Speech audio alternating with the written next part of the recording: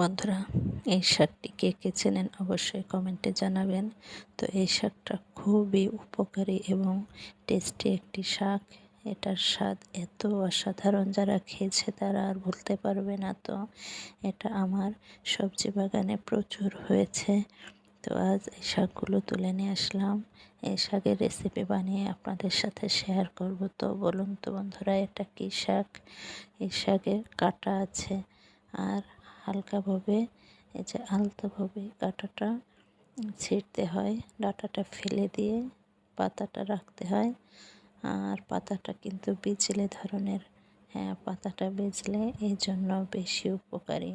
এই শাকটা অবশ্যই সবাই কম বেশি চেনেন, আর হ্যাঁ যারা চেনেন না তাদের জন্য বলছি। হ্যাঁ বন্ধুরা, এটাকে অনেকেই বলে চুপি শাক বা টক শাক।